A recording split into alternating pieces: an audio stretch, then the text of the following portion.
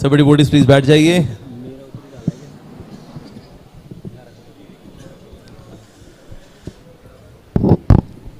हरे Krishna dear devotees, आज हमारा बड़ा सौभाग्य है, आज हमारे बीच में आए हुए हैं हिज होलीनेस वृंदावन चंद्र स्वामी महाराज। सो महाराज हिज होलीनेस राधा गोविंद महाराज जी के अग्रणी शिष्यों में से एक हैं और महाराज महाभागवत हैं, शुद्ध भक्त हैं और धामवासी हैं। और महाराज श्री ने 10 अप्रैल 2019 में रामानुजाचार्य जी के प्राकट्य दिवस के दिन संन्यास स्वीकार किया था फ्रॉम श्री राधा गोविंद महाराज। महाराज बहुत दक्ष हैं कृष्ण कथा करने में, चाहे रस की चर्चा हो या तत्व की चर्चा हो, महाराज बहुत अधिक दक्ष हैं। और हमने महाराज से निवेदन किया 2 दिन रुक्मिणी कथा के लिए और 2 दिन नरसिंह कथा के लिए, यानी आज और कल रुक्मिणी कथा, क्योंकि कल रुक्मिणी द्वादशी है। तो आज मॉर्निंग में, कल मॉर्निंग और कल शाम को, आज शाम को नहीं करेंगे बिकॉज आज शाम को श्री गोपाल कृष्ण महाराज जी का ग्लोरिफिकेशन है। तो आज सुबह, कल सुबह और कल शाम को रुक्मिणी कथा, उसके बाद फिर नरसिंह चतुर्दशी आने वाले 2 दिन बाद, तो फिर 2 दिन बाद फिर सुबह शाम 4 कथाएं होंगी नरसिंह भगवान जी के बारे में। तो महाराज के मुखारविंद से सुनने का हमें सौभाग्य प्राप्त होगा। महाराज का बड़ा व्यस्त शेड्यूल रहता है, लेकिन उन्होंने हमारे लिए समय निकाला, तो महाराज के हम बहुत ऋणी हैं और महाराज का बहुत हृदय से स्वागत करते हैं इस्कॉन द्वारका में by chanting Hare Krishna Krishna Krishna Hare Hare, Hare Ram Ram Ram Hare Hare. His Holiness Vrindavan Chandra Swami Maharaj ji की जय, जगत गुरु श्रील प्रभुपाद की जय, रुक्मिणी कथामृत की जय। श्लोक की आवृत्ति करेंगे 16-17 आता है ना।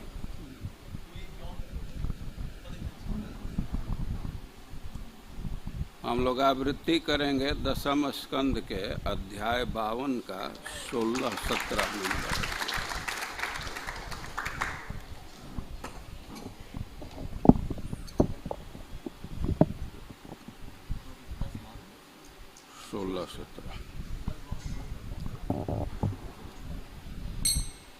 धीरे धीरे मृदंग बजाइएगा, बहुत फास्ट में। जय राधा माधव कुंज बिहारी,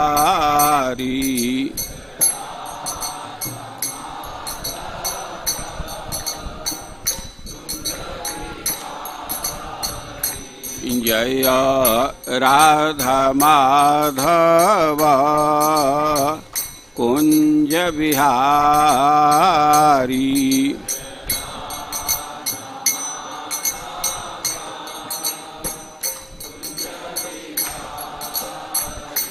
जय गोपीजन वल्लभ गिरिवरधारी,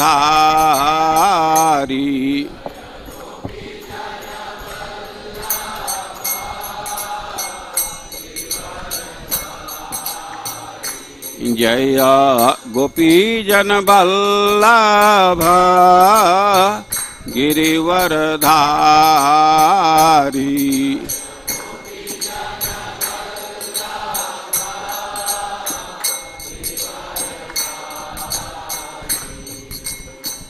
यशोदानंदन ब्रज जन रंजन,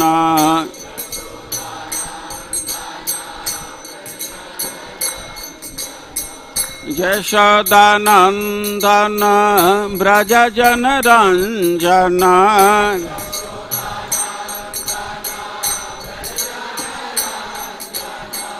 यमुना तीरा वनचारी,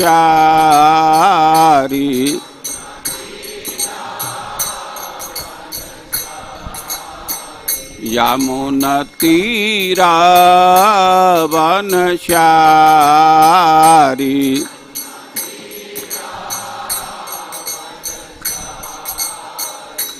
जय राधा माधव कुंज बिहारी,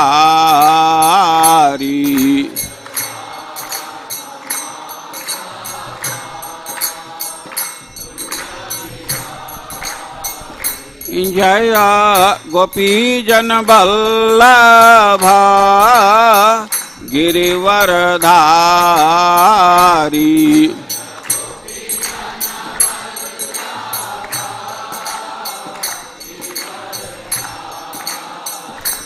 जय गोपी जन वल्लभा गिरिवरधारी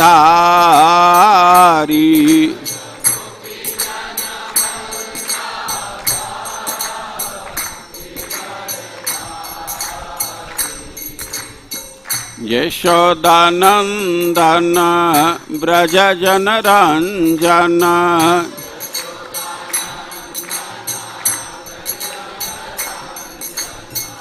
यशोदानंदन ब्रज जन रंजन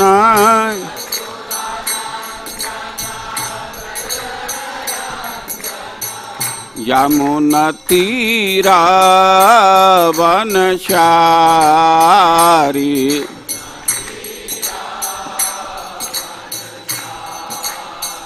यमुना तीरा वनचारी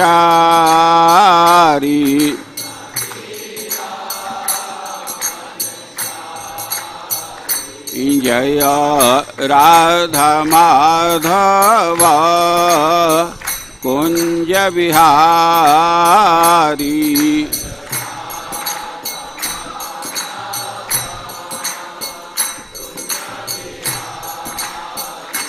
हरे कृष्ण कृष्ण कृष्ण हरे हरे हरे राम राम राम हरे हरे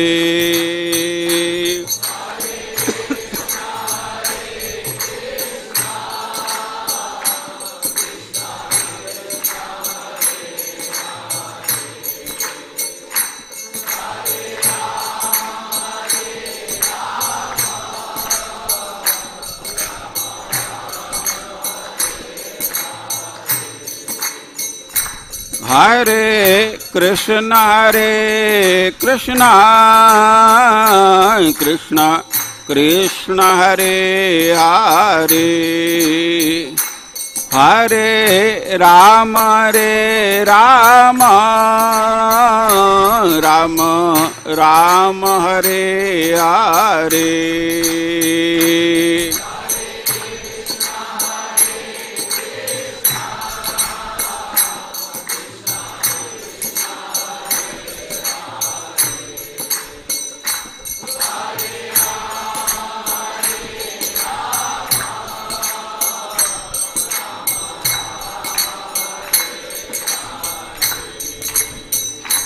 हरे कृष्ण कृष्ण कृष्ण हरे हरे हरे राम राम राम हरे हरे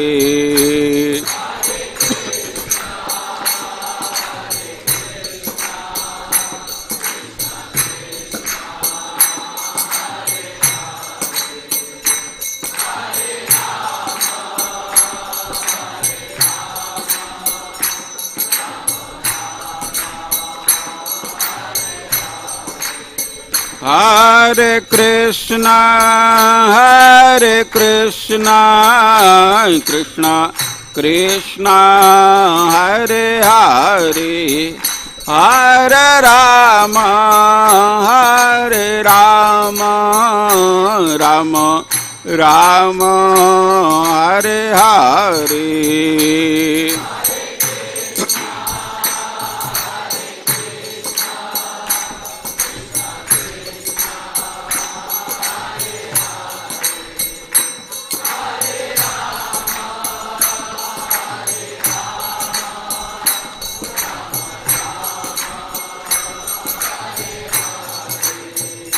निताय गौर हरि बोल हरि बोल हरि बोल।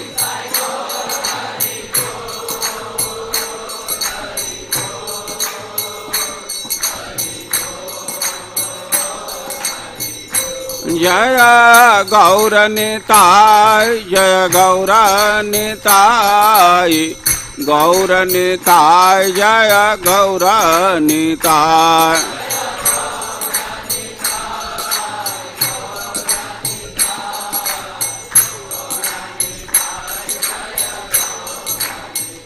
जय प्रभुपाद जय प्रभुपाद प्रभुपाद श्रील प्रभुपाद।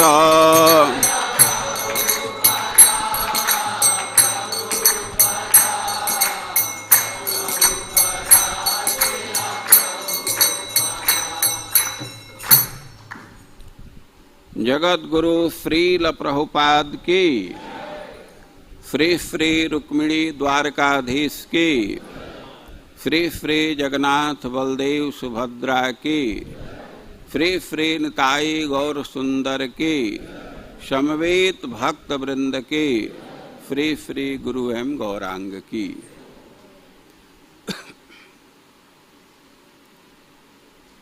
ओम अज्ञानतिमिरान्धस्य ज्ञानाञ्जनशलाकया चक्षुरुन्मीलितं येन तस्मै श्रीगुरवे नमः। हे कृष्ण करुणा सिन्धो दीनबन्धो जगत्पते गोपेश गोपिकान्त राधाकान्त नमस्तुते।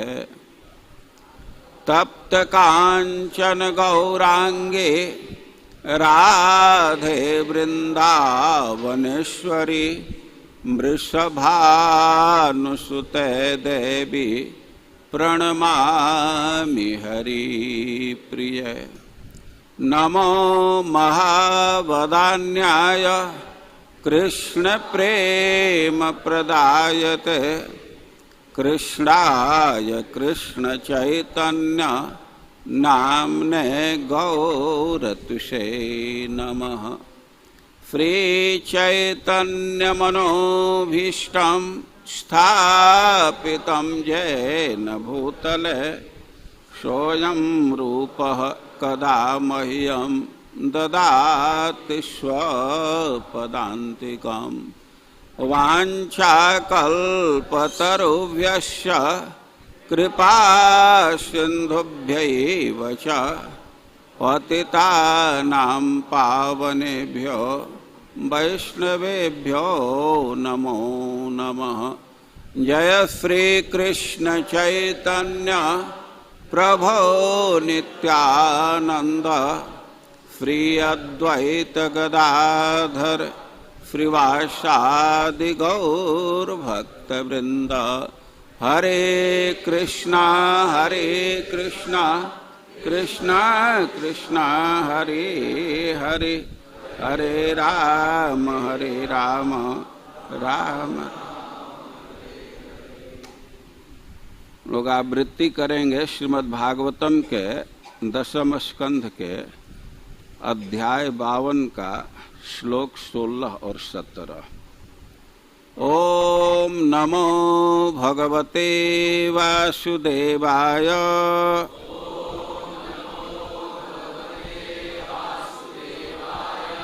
ओम नमो भगवते वासुदेवाय।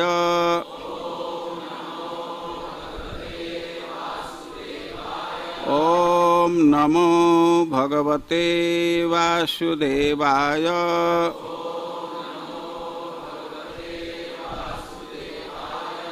भगवान अपि गोविंद उपये में कुरुद्वः वैदर्भी भीष्मकसुतां श्रियः मात्रा स्वयंवरे प्रमथ्य तरसा राज्ञः शाल्वादेन चैद्यपक्षगान पश्यताम सर्वलोकानां तार्क्ष्यपुत्रः सुधाम इव। भगवानपि गोविंद उपये मे कुरुद्वः वैदर्भिं भीष्मकसुतां प्रियो मात्रां स्वयंवरे प्रमथ्यतरसा राज्ञः शाल्वादिनश्चैद्यपक्षगान् पश्यतां सर्वलोकानां तार्क्ष्यपुत्रः सुधामिव। भगवानपि गोविंद उपये मे कुरुद्वः वैदर्भिं भीष्मकसुतां प्रियः मात्रां स्वयंवरे प्रमथ्यतरसा राज्ञः शाल्वादिनश्चैद्यपक्षगान् पश्यतां सर्वलोकानां तार्क्ष्यपुत्रः सुधामिव। आवृत्ति कीजिए एक व्यक्ति।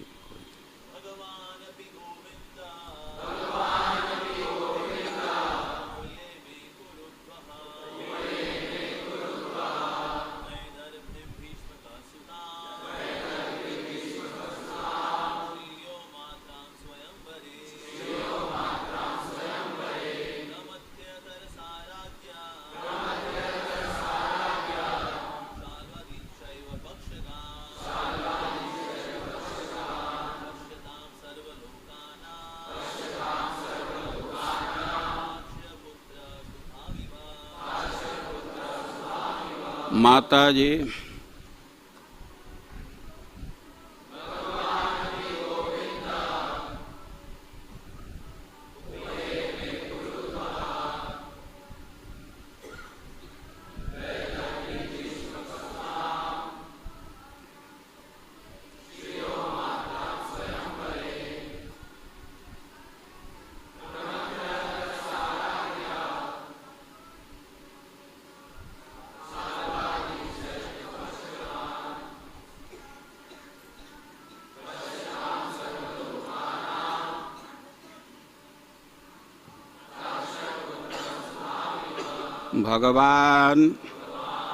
भगवान अपि निसंदेह गोविंद कृष्ण ने उपये में व्याह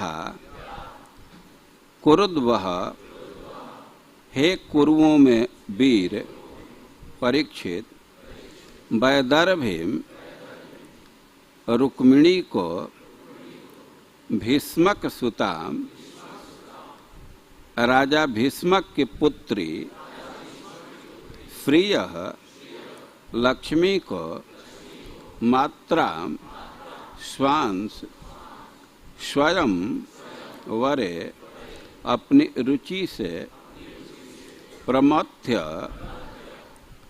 दमन करके तरसा बल से राज्ञः राजाओं को शाल्व आदीन शाल्व इत्यादि चैद्य शिशुपाल के पक्षगान पक्षधरों को पश्यताम देखते देखते सर्व सारे लोकानाम लोगों के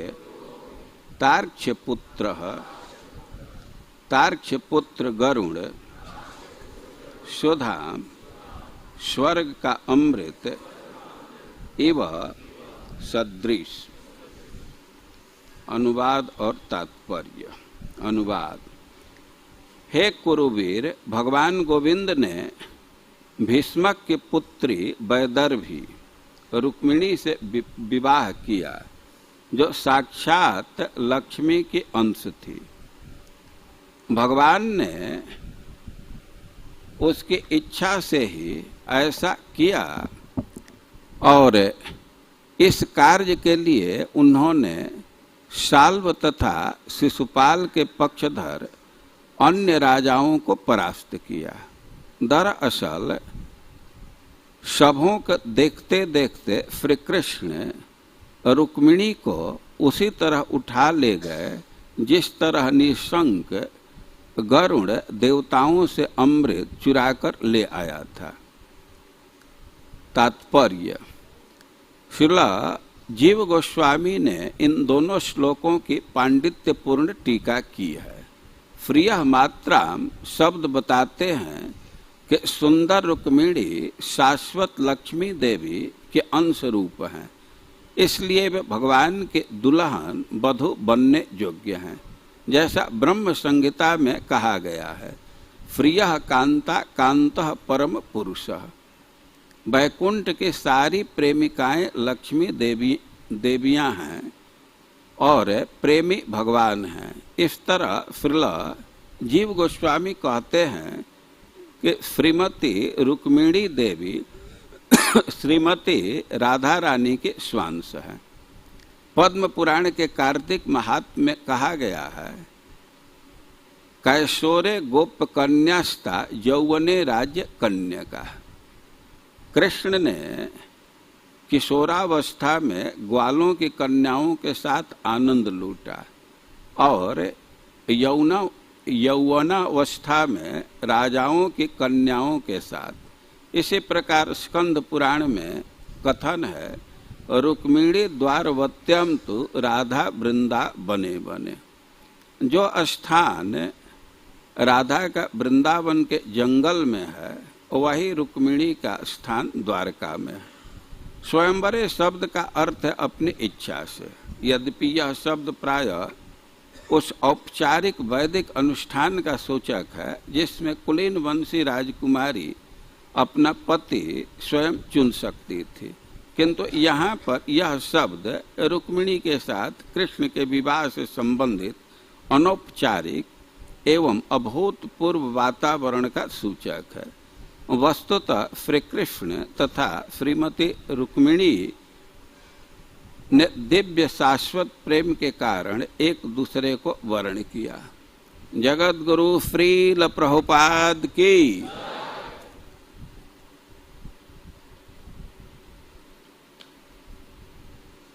और पवित्र अवसर है रुक्मिणी विवाह का।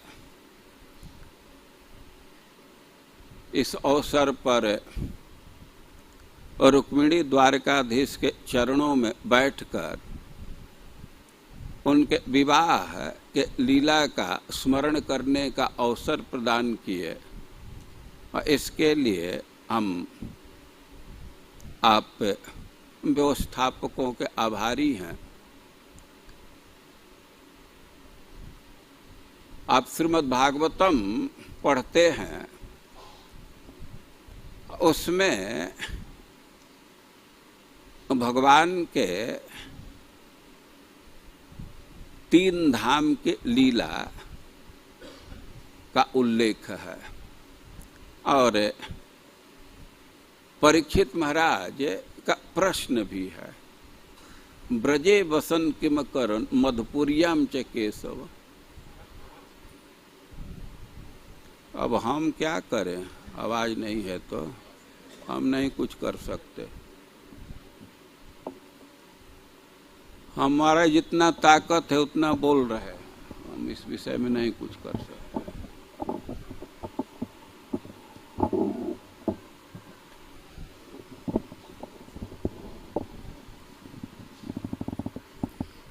हरे कृष्णा कृष्णा कृष्णा हरे हरे, हरे राम राम राम हरे हरे। विवाह के अवसर पर तो बहुत बहुत चीज जुटाया जाता है, तो माइक तो कम से कम ठीक कर लेना चाहिए।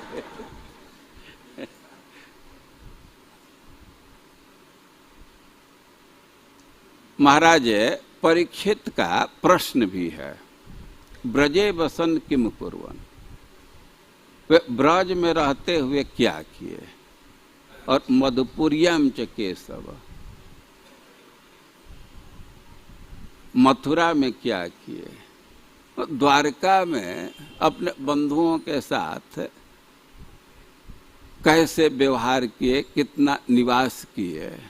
और भगवान के 3 धाम प्रसिद्ध हैं, वृंदावन, मथुरा और द्वारका।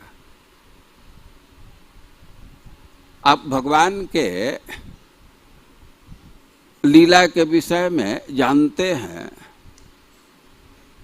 भगवान का जन्म मथुरा में हुआ, लेकिन मथुरा में वे एक दिन भी रुके नहीं। रात्रि में जन्म हुआ और रात्रि के समय ही उनको महावन में, गोकुल में पहुंचा दिया गया। महावन में भगवान 3-3.5 साल तक रहे, लेकिन उसके बाद उनके माता पिता सुहृद संबंधी उनको लेकर के वृंदावन में आ गए। और भगवान लगभग 11 साल के थे और अपने माता पिता को, देवकी वसुदेव को कारागृह से मुक्त करने के लिए, कंस के जेल से मुक्त करने के लिए पुनः मथुरा गए। और मथुरा में लगभग वे 18 साल तक रुके, लेकिन जरासंध और कालजवन के भय से भगवान मथुरा के निवासियों को द्वारका पहुंचा दिए, द्वारका का निर्माण कराए। और वहाँ रात्रि में जो जिस स्थिति में था, जो सो रहा था सोए हुए, कोई भोजन बना रहा था तो भोजन बनाते हुए ही सबको मथुरा से द्वारका शिफ्ट कर दिए। और बाद में वे भी वहाँ भाग करके, कूद करके चले गए। और सुखदेव गोस्वामी द्वारका के लीला का प्रारंभ कर रहे हैं। और कृष्ण बलराम दोनों द्वारका में गए। सुखदेव गोस्वामी की योजना है भगवान के विवाह की लीला को बोलने का। और चूंकि बलराम जी बड़े भाई हैं, और सुखदेव गोस्वामी सबसे पहले बलराम जी के विवाह की बात कह रहे हैं। आनर्ताधिपति श्रीमान रैवतो रैवतीम सुताम ब्रह्मणा चोदितो प्रादा बलाय इति पुरोदितम। सुखदेव गोस्वामी कह रहे हैं कि पुरोदितम, मैं पहले इस लीला का वर्णन कर चुका हूँ। अनर्त देश के राजा थे रैवत, और उनकी पुत्री थी रेवती। वो ब्रह्मा जी के कहने से वे बलराम जी को अपनी कन्या को दिए। 9वें स्कंध में महाराज रैवत के शरियाती के चरित्र के क्रम में रैवत का उल्लेख आया है, और उसी क्रम में उनके बेटी के विवाह की बात कही गई है। और बलराम जी के विवाह की चर्चा करके अब भगवान श्री कृष्ण के विवाह की बात कर रहे हैं। वो कह रहे हैं कि भगवान अपि गोविंद उपये में कुरुद्वः। बलराम जी का विवाह हुआ और भगवान गोविंद भी उपये में कुरुद्वः, हे कुरुद्वः, भगवान गोविंद भी विवाह किए। किससे विवाह किए? वो कह रहे हैं कि वैदर्भिम भीष्मक सुताम श्रियो मात्रा स्वयंवरे। वे वैदर्भी से विवाह किए। वैदर्भी का परिचय दे रहे हैं कि भीष्मक सुताम, ये राजा भीष्मक की पुत्री है। से मिथिला के बेटी को मैथिली कहते हैं। इधर विदर्भ देश के बेटी होने से वैदर्भी कह रहे हैं। और भीष्मक सुताम, ये भीष्मक की पुत्री है। और श्रियः मात्रा स्वयंवरे, रुक्मिणी जी का परिचय दे रहे हैं कि श्रियः मात्रा, श्री मतलब लक्ष्मी, और श्रियः मात्रा का एक अर्थ हुआ कि लक्ष्मी जी के अंश है। मात्रा मतलब अंश। एक अर्थ यह हुआ और दूसरा अर्थ होगा कि श्रियः मात्रा, श्रियः जितनी भी लक्ष्मी हैं तो सब जिसके अंदर है, जिसके भीतर है, तो उसको कहा जाएगा श्रियः मात्रा। मतलब है लक्ष्मी जी के जो अंशी हैं, सारे लक्ष्मी जिनके अंश हैं, तो उनको कहा जाएगा श्रियः मात्रा। या आप बरसाना में जाते हैं और वहाँ श्री जी का मंदिर, श्री जी के मंदिर में गए थे। और श्री जी के मंदिर में गए थे तो इसका क्या अर्थ हुआ? राधा रानी के मंदिर में गए थे तो राधा रानी के लिए भी श्री शब्द का प्रयोग किया जाता है। तो श्रियः मात्रा, मात्रा मतलब अंश, और श्रियः मतलब राधा रानी के जो अंश हैं। और यहाँ रुक्मिणी का परिचय दिया जा रहा है श्रियः मात्रा। और लोक दृष्टि से, लोक में जैसा प्रचलित है तो उस दृष्टि से इसका अर्थ किया जाए तो लक्ष्मी जी का अंश रुक्मिणी जी है। जैसे लोक में यही प्रसिद्धि है कि भगवान विष्णु के अवतार भगवान राम, भगवान कृष्ण है। लोक में तो यही प्रसिद्धि है ना, विष्णु के अवतार के रूप में गिनती करते हैं।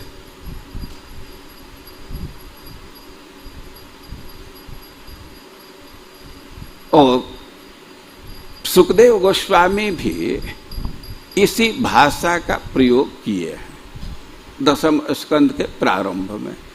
और यह लोक के विश्वास को देख करके ऐसा अर्थ किया जाता है।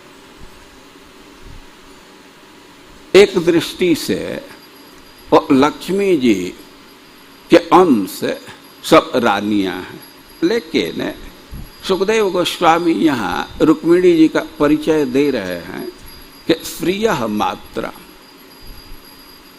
वे ऐसे व्यक्तित्व हैं कि उनके अंतर्गत ही सारे श्री स्वरूप सन्निहित है। मतलब लक्ष्मी देवी के मूल रुक्मिणी देवी हैं। रुक्मिणी देवी से ही सारे लक्ष्मी का विस्तार होता है, अवतार होता है। या एक अर्थ किया गया है कि श्रियः मात्रा, जो राधा रानी के अंश हैं।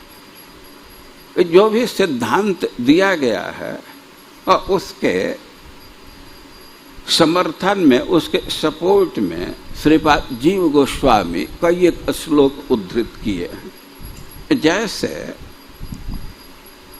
एक श्लोक उद्धृत कर रहे हैं पद्म पुराण का कि कैसोरे गोप कन्यास्ता यौवने राज्य कन्या का। भगवान किशोरावस्था में गोप कन्याओं से विवाह किए और युवावस्था में वही गोप कन्या ही राजकन्या, उन्हें गोप कन्याओं को ही राजकन्या के रूप में स्वीकार किए। तो यहाँ जो गोप कन्या है या राजकन्या है तो उनका अभेद बतलाया गया है। और बहुत प्रसिद्ध उक्ति है कि रुक्मिणी द्वारवत्याम तो राधा वृंदा बने बने। द्वारका में जो रुक्मिणी है तो वही वृंदावन में राधा है। तो इस तरह से श्रीय मात्रा का अर्थ हुआ कि जो श्री जी के राधा रानी के अंश हैं। जो हो यहाँ परिचय वैदर्भी का दे रहे हैं श्रीय मात्रा, और कह रहे हैं कि स्वयंवरे उपये में भगवान ने स्वयंवर में उनका विवाह किए। और स्वयंवर के विषय में स्थापित बात यह है कि प्रायः लड़का नहीं, लड़की के पिता स्वयंवर का आयोजन करते हैं। लेकिन जो रुक्मिणी जी के विवाह का केस है तो इसमें पिता के द्वारा कोई स्वयंवर आयोजित नहीं किया गया। इसमें तो रुक्मिणी जी ही वर का चयन की है, अपने से वर का चयन की है। तो इस अर्थ में स्वयंवर शब्द को ग्रहण करना चाहिए। या भगवान अपनी इच्छा से रुक्मिणी जी का वर्ण किए।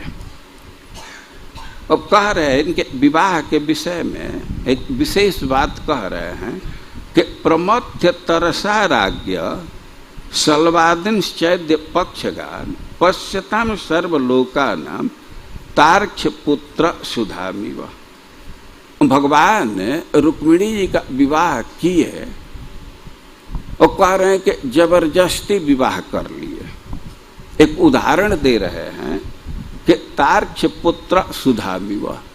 जैसे गरुण जी जबरदस्ती स्वर्ग से अमृत लाए और उसी प्रकार प्रमथ्य तरसा राज्ञ सलवादिन चैद्य पक्षगान, शिशुपाल के पक्ष के जितने भी वीर थे साल्व इत्यादि, तो उन सब को पराजित करके और पश्यतम सर्वलोकाना, सबके देखते देखते और रुक्मिणी का हरण करके लाए।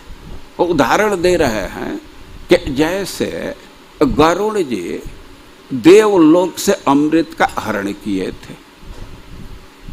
और 2 श्लोक में सुखदेव गोस्वामी कथा बोल रहे हैं, लेकिन इसमें कई एक घटना का उल्लेख कर रहे हैं। संक्षेप में विवाह से संबंधित कई एक तथ्य का उल्लेख कर रहे हैं कि यह विवाह जबरदस्ती किया गया, बलपूर्वक रुक्मिणी का हरण किए। उदाहरण दे रहे हैं गरुण जी का। गरुण जी के विषय में आप जानते होंगे, बहुत प्रचलित कथा है कि अपने माँ को उसके सौत के दासित्व से मुक्त करने के लिए स्वर्ग से अमृत लेकर के आए थे। महाभारत में कथा है कि एक दिन की बात है कि कश्यप जी की 2 पत्नियां कद्रु और विनता आपस में बाजी लगा दी। वे कहीं छत पर खड़ी थी और उधर से उच्चैश्रवा घोड़ा दिखाई दिया तो वे आपस में बात करने लगे कि इस घोड़े का रंग कैसा है। और बिनता कही कि स्पष्ट दिख रहा है, ये श्वेत वर्ण का है, धवल वर्ण का है, सफेद रंग का है। और कद्रू फिर कही कि उसका पूंछ कैसा है। और बिनता कही कि रंग पूरे शरीर का धवल है, श्वेत वर्ण का है, तो पूंछ भी श्वेत वर्ण का है। लेकिन अब कद्रू कहने लगी कि तुम बाजी लगाओ, यदि तुम्हारी बात सत्य होगी तो जीवन भर मैं तुम्हारी दासी रहूंगी, और तुम्हारी बात असत्य हुई तो तुमको जीवन भर हमारा दासित्व स्वीकार करना पड़ा। अब दोनों में बाजी लग गई। और कद्रू के अनेक पुत्र हैं, सर्प उनके पुत्र हैं, तो वे अपने पुत्रों को कही कि तुम लोग जा करके और उच्च श्रवा घोड़ा के पूंछ में लिपट जाओ। काले काले सांपों को ये आदेश दी कि तुम लोग उसमें जा करके लिपट जाओ। और दूसरे दिन तय हुआ कि हम लोग नजदीक से जा करके देखेंगे कि उच्च श्रवा घोड़ा का पूंछ कैसा है। और दोनों गई। और कद्रू अपने पुत्रों को कह दी थी, अब माँ के आज्ञा से वे जा करके पूंछ में लिपट गए थे। तो पूंछ तो बिल्कुल काला दिख रहा था, काला दिख रहा था। और बिनता की बात असत्य हो गई, तो अब उसको दासी बनना पड़ा। बिनता के 2 पुत्र हैं, अरुण और गरुण। और उस विषय में समझना चाहिए कि दोनों का विवाह जब कश्यप जी से हुआ तो कद्रू अनेक संतान उत्पन्न की। अब स्त्रियों में संतान प्राप्त करने की एक स्वाभाविक इच्छा होती है। अपने सौत को अनेक संतान देह करके बिनता संतान के लिए ललायित हो गई। वो गर्भवती थी। और वो अंडा दी थी। और वे जल्दी पुत्र के लिए असमय में ही प्रसव कर दी। और अभी गर्भ पूरा पुष्ट नहीं हुआ था। और उसके जो पुत्र उत्पन्न हुए अरुण, और वे तेजस्वी बहुत हैं, लेकिन उनका पैर अभी पुष्ट नहीं हुआ था, पैर बना नहीं था। और बहुत तेजस्वी थे, लेकिन अब पैर नहीं है, वे विकलांग जन्म ले लिए। और सूर्य भगवान उनको अपना सारथी बना लिए। अरुण सूर्य के सारथी हैं, लेकिन उनका पैर ठीक से काम नहीं करता, कमजोर है, पैर विकसित नहीं हो पाया है। अब इसके बाद बिनता अब धैर्य का अवलंबन की और 1000 वर्ष के बाद अंडे को फोड़ी, तो उससे ये गरुण जी का जन्म हुआ। और गरुण बहुत शक्तिशाली हैं, ये बहुत शक्तिशाली हैं, लेकिन इनके माँ तो कद्रू की दासी थी। अब दासी जैसा वो खटाती थी, और जो कद्रू के पुत्र थे वे बिनता के पुत्र गरुण जी को भी बहुत खटाते थे। अब दासी का पुत्र है तो उसके पीठ पर चढ़ करके और कहते थे इधर ले चलो, इस टापू पर ले चलो, यहाँ ले चलो। अब गरुण जी को ये पसंद नहीं था। हमारी माँ दासी है और उसके चलते हम लोगों को भी दास जैसा रहना पड़ता है। तो बहुत चिंतित हुए कि कैसे अपने माँ को दासित्व से मुक्त किया जाए।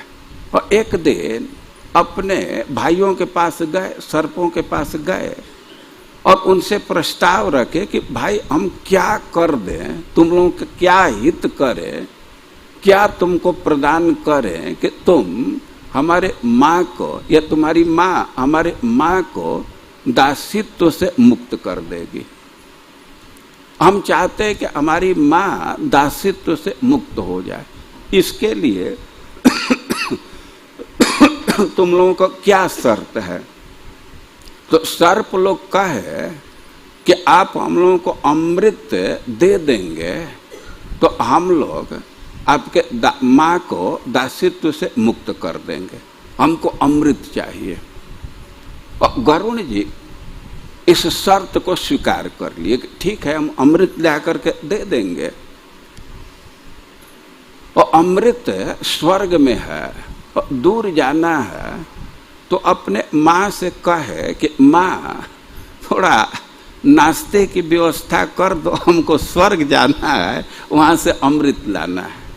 और माँ कहे कि बेटा रास्ते में एक निषादों का बस्ती है, तो तुम जा रहे हो तो वहीं से कुछ लोगों का आहार कर लेना। एक चीज ध्यान रखना कि किसी ब्राह्मण को मत निगलना, किसी ब्राह्मण को मत खाना, और तुम वहीं से नाश्ता करके चले जाओ अपने यात्रा पर।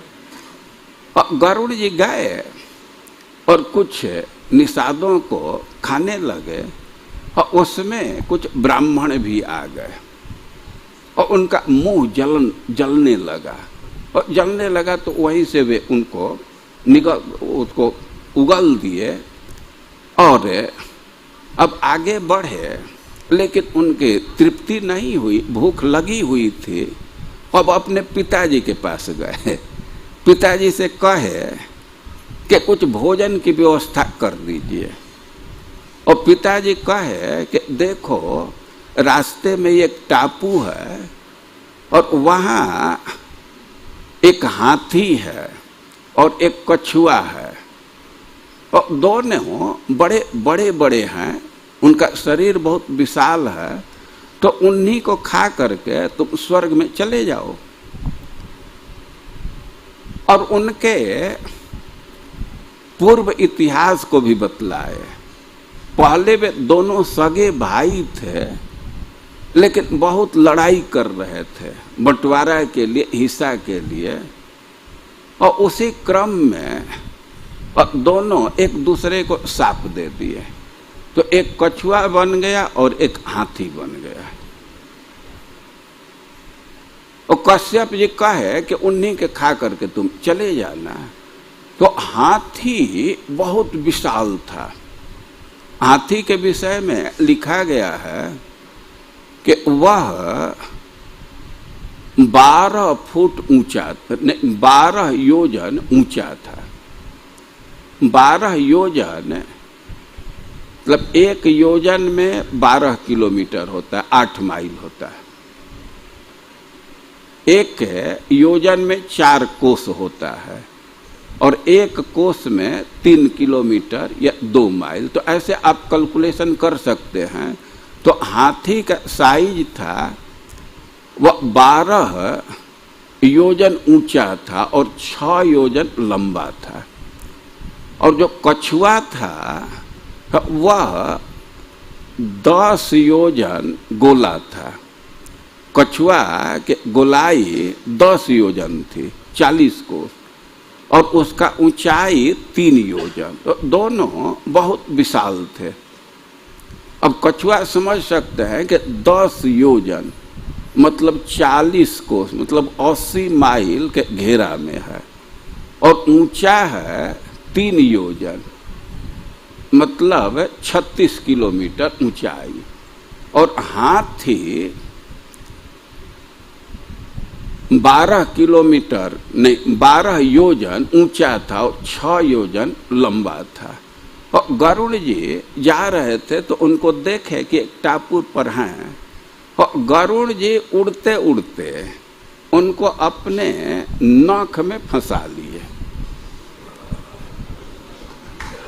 ऐसे पंजा के नख में दोनों को फंसा लिए और सोचे कि कहीं बैठ करके खा लूंगा। तो बैठे कहाँ, तो सुमेरु पर्वत की तरफ जा रहे थे कि पर्वत है तो वहां बैठ जाएंगे। उधर गए तब तो उधर के जो वृक्ष थे एकदम कांपने लगे भय के मारे, वो सब कांपने लगे। अब वृक्ष कांप रहे हैं तो गरुड़ जी उधर नहीं गए।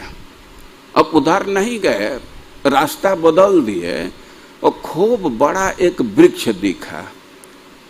उसकी जो डाली थी तो बहुत लंबी थी। तो गरुड़ जी सोचे कि इसी वृक्ष पर बैठ करके थोड़ा भोजन कर लो, इसके बाद ये यात्रा आगे ले चलूंगा। और वे सोचे कि इस वृक्ष पर बैठूं, एक डाली पर। और डाली पर अब बैठे और तब तक चढ़ चढ़ करके वो डाली टूटने लगी। अब उनका ध्यान गया तो देखे कि उसी डाली पर 60,000 ऋषि लोग तपस्या कर रहे हैं। वानप्रस्थ बाल्यखिल्य ऋषि, और उनका मुख नीचे के तरफ है। वो तपस्या कर रहे हैं तो पैर से ही डाली में फंसा लिए हैं और पैर उनका ऊपर है और सर नीचे। और वो चढ़ करके टूटने लगा, गिरने लगा। अब ऋषियों के तरफ ध्यान गया तो गरुड़ जी सोचे कि ये तो बड़ा अनर्थ हो जाएगा, इतने ऋषि की हत्या हो जाएगी। और अब सोचे कि अब क्या करे। तो वे अपने नख में तो हाथी और कछुए को फंसाए थे, अपने चोंच से उस डाली को पकड़ लिए और डाली से पकड़ करके उड़ते उड़ते और फिर कोई सुरक्षित जगह पर उनको रखे। और गरुड़ जी बहुत शक्तिशाली हैं। ये सब बात सुन करके तो आप लोगों को थोड़ा आश्चर्य लग रहा होगा, लेकिन आश्चर्य की बात इसमें क्या है। आप समुद्र मंथन की कथा सुनते हैं और उस समय संविदा हुई कि मंदराचल पर्वत को लाना है, और दैत्य और दानव मिल करके उस पर्वत को उखाड़ लिए। लेकिन उसको क्षीर समुद्र के नजदीक लाना था। वे ढोने लगे और उठा लिए, उठा करके ले करके चले भी, लेकिन रास्ते में थक गए। देवता भी थक गए, दैत्य भी थक गए, लेकिन कोई रख नहीं रहा था। अब देवता लोग सोच रहे थे कि हम लोग कहेंगे कि अब भारी है, रख लिया जाए, तो दैत्य कहेंगे कि ये कमजोर है तब तो ढो नहीं रहे हैं। और दैत्य लोग वे सोच रहे थे कि हम लोग प्रस्ताव देंगे कि पर्वत को रह करके आराम कर लिया जाए, तो देवता लोग सोचेंगे कि ये लोग कमजोर हैं। तो कोई कह नहीं रहा था। कहो या मत कहो, शरीर की तो एक क्षमता है। अब ढोते ढोते इतने थक गए कि पर्वत अपने से गिर गया, और अपने से गिरा तो किसी का पैर कुचल गया, किसी का अंगुली टूट गई। वे बड़ा निराश हुए। अब देवता लोग तो किसी विषम स्थिति में जाते हैं, किसी संकट में जाते हैं तो भगवान का स्मरण करते हैं। तो भगवान का स्मरण किए तो भगवान गरुड़ जी पर चढ़ करके वहां पहुंचे और एक हाथ से पर्वत को गरुड़ जी पर रख दिए और देवताओं को, दैत्यों को कहे, खैर तुम लोग अब क्या परिश्रम करोगे, तुम लोग भी बैठ जाओ। और जिस पर्वत को सारे देवता और दैत्य मिल करके नहीं ढो पाए, और भगवान उस पर्वत को गरुड़ जी के कंधे पर रख दिए, पीठ पर रख दिए, और सारे देवताओं और दैत्यों को भी पीठ पर चढ़ा लिए और थोड़े देर में ले जा करके सब उनको लैंडिंग कर दिए, उतार दिए चिर। तो हम यह कह रहे थे कि गरुड़ जी बहुत शक्तिशाली हैं अब वे स्वर्ग में गए। अब स्वर्ग में गए तो देखे कि कलश तो है अमृत का, लेकिन उसके रक्षा के लिए चक्र चल रहा है। अब वे विचार करने की चक्र में कैसे मैं प्रवेश करूं। वो चक्र बड़ा तेजी से चल रहा था। तब वे विचार किए कि अपने शरीर को हम छोटा कर लेते हैं, और इतना छोटा कर लिए कि चक्र का जो आरा होता है, दांत होता है, दांता, तो उसी के बीच से निकल गए। वो पार तो हो गए, लेकिन वहां बड़े विशाल 2 सर्प उसके रक्षा कर रहे थे अमृत की। अब सर्पों के आंख में धूल झोंक दिए। वो तो पंख से उड़ाए होंगे, धूल भर गया, और इसके बाद अपने चोंच से मारने लगे। दोनों सर्प तो बिल्कुल पस्त हो गए, और अमृत को लिए और चक्र को तोड़ करके आ गए, और लिया करके वो प्रस्तुत किए। जब वहां से ले करके आ रहे थे तो देवता लोग वो उन पर आक्रमण कर दिए, और देवताओं की क्या शक्ति है, वे अपना बाण मार रहे थे, लेकिन गरुण जी पर कुछ उसका असर नहीं था। लेकिन इंद्र अपना वज्र चला दिए।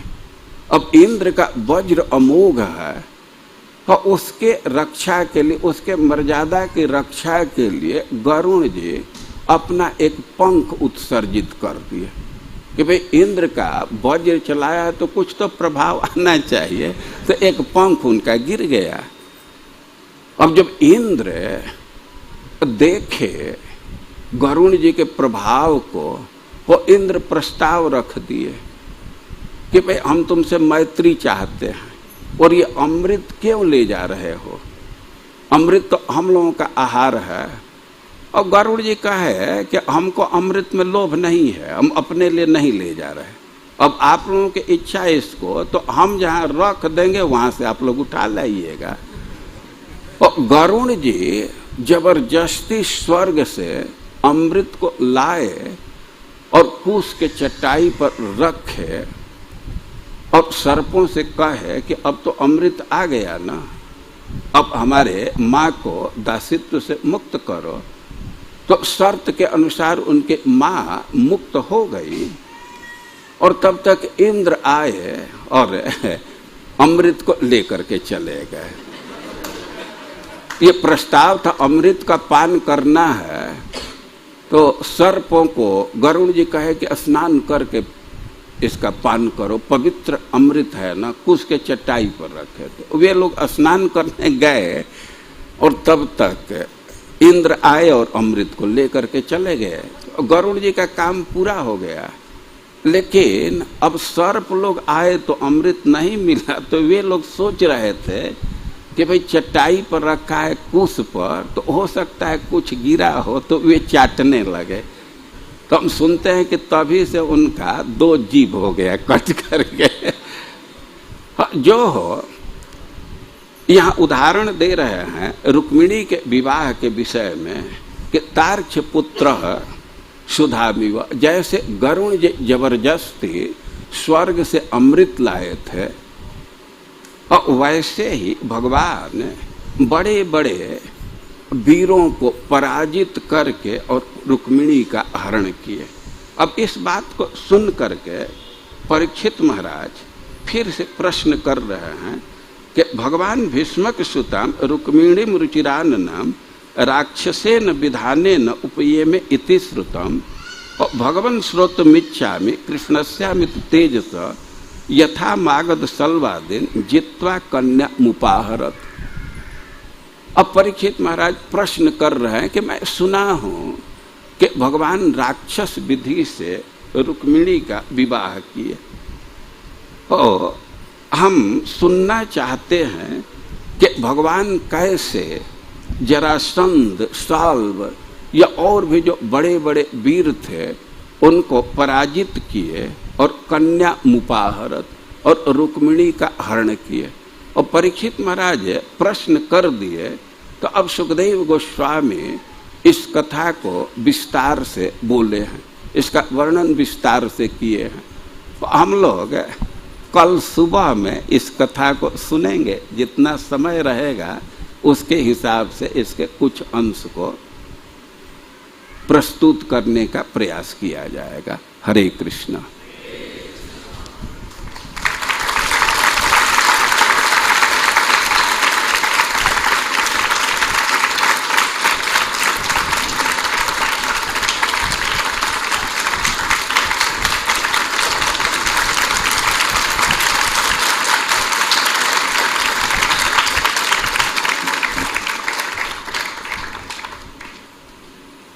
नौ बजे का समय है, 10-5 मिनट संडे के नाम पर छूट है। आज रविवार है ना।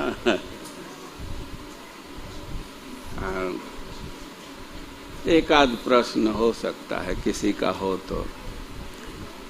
प्रश्न मन में हो तो पूछना चाहिए, बनाकर पूछने की जरूरत नहीं है। पहले से प्रश्न हो तो पूछ सकते।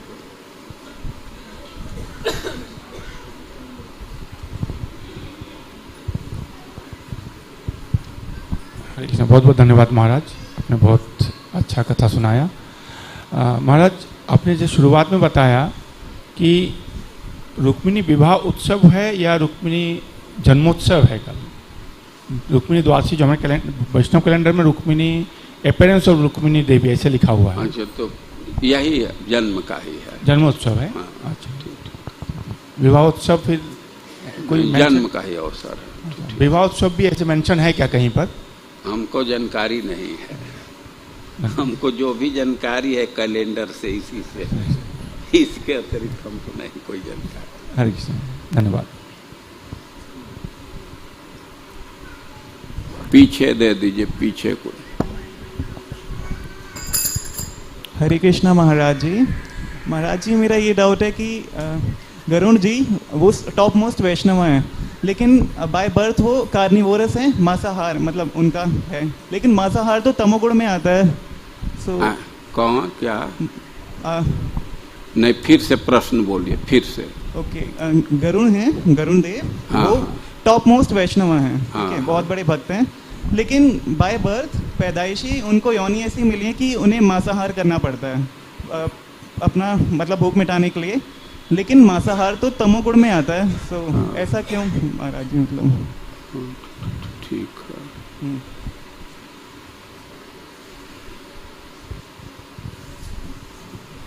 वे टॉप मोस्ट वैष्णव हैं,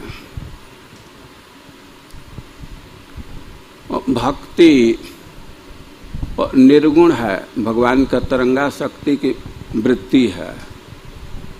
वो जो बाहरी चीज है वो भक्ति को बाधित नहीं कर सकती। जैसे कोई किसी व्यक्ति का रंग काला है, किसी का गोरा है, भक्ति में सबका अधिकार है। किसी का जन्म देवता में हुआ है, किसी का जन्म दैत्य में हुआ है, मनुष्य में हुआ है, और भक्ति में सबका अधिकार है। और आपका प्रश्न है कि वे बहुत शुद्ध वैष्णव हैं और आहार उनका तामसिक है, लेकिन आप यह प्रश्न करने में गरुड़ जी को मनुष्य योनि में ला दिए ना। गरुड़ जी तो पक्षी है ना, वो पक्षी के लिए क्या सात्विक भोजन है, क्या तामसिक भोजन है, इस विषय पर विचार किए हैं। अब तो मनुष्य के दृष्टि से जो वर्गीकरण हुआ है तो वह अप्लाई कर रहे हैं ना।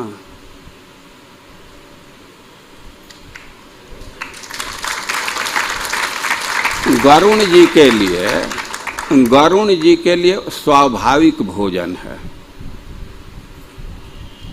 कभी कभी व्यक्ति अपनी सीमित धारणा को दूसरे जगह आरोपित कर देता है। ये बहुत लोग प्रश्न पूछे, ये तुलसी जी को निर्जला एकादशी के दिन जल देना चाहिए कि नहीं?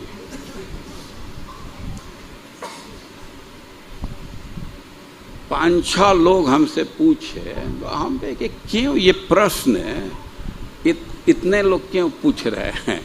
और कोई बतलाया कि YouTube में या कहीं ये प्रश्न है, वहां से चला है। लेकिन अब किसका क्या स्थिति है उस पर विचार करके प्रश्न करना चाहिए ना। अब ये गूगल से ही प्रश्न तो नया वेद तो यही हो गया है, लेकिन ये तो पूर्ण विश्वसनीय नहीं है ना। अब हम तो कोई आधिकारिक उत्तर, निर्णायक उत्तर नहीं दिए, लेकिन हमारे मन में तो है कि जब पानी देते हैं तो उसी समय तुलसी जी पीती हैं। और कोई भी पौधा है तो उसको पादप कहते हैं, पादे न पिबती इति पादप। और ऐसा नहीं है कि जब जल वहाँ प्रकट दिखेगा तभी वे पिएंगे। जो मिट्टी में जल अंश है उसको ग्रहण करते रहते हैं ना। जब जल में उनका पैर जाएगा तब वे पानी पिएंगे, ऐसी बात तो नहीं है।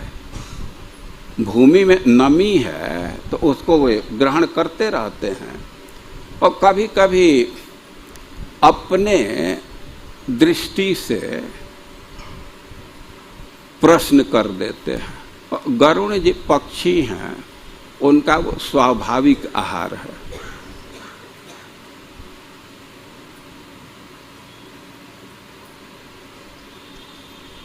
तो मछली भी खा लेते हैं ना, उनका वो स्वाभाविक आहार है, वहाँ ये भेद नहीं कर सकते। देख रहे हैं ना कि कार्य कैसा कर रहे हैं। शक्ति तो फ्यूल चाहिए ना उसके हिसाब से। पक्षी के हिसाब से भोजन पर विचार करना चाहिए, आदमी के हिसाब से नहीं।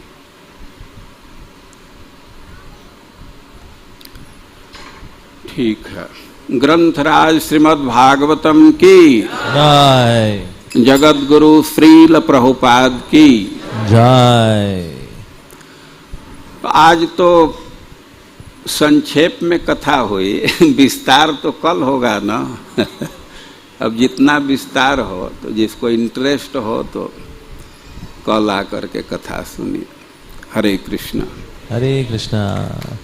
हे स्वर्ण वृंदावन चंद्र स्वामी महाराज जी की जय, जगत गुरु श्रील प्रभुपाद की जय। सो डिवोटीज, अभी सबके लिए प्रसादम की व्यवस्था है। एकादशी प्रसाद है ऑफ कोर्स, और एकादशी प्रसाद की व्यवस्था भी वैसे वहीं पर की गई है DDU में ही। तो प्रसाद पाएंगे और प्रसाद पाकर के फिर वहीं से फिर आप ग्लोरिफिकेशन में पार्ट ले सकते हैं। और शुरुआत भी होगी तो महाराज श्री से ही होगी। सो महाराज जी प्रसाद पाके, महाराज प्रसाद पाके।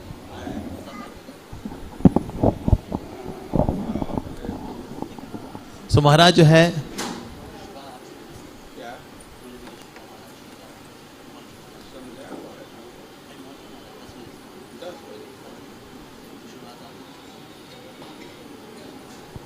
तो शुरुआत हम करेंगे हिज होलीनेस वृंदावन चंद्र स्वामी महाराज जी के द्वारा।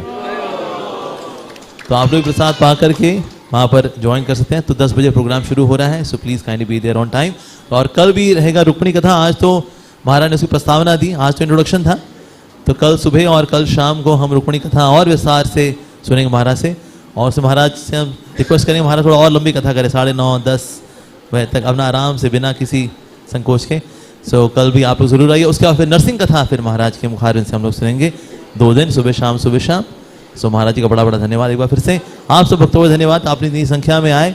और कल परसों तरसों भी आना है आपको हरि कथामृत का पान करने के लिए। श्री प्रभुपाद की जय, मोहिनी एकादशी की जय, आप सभी भक्तों की जय। हरे कृष्णा।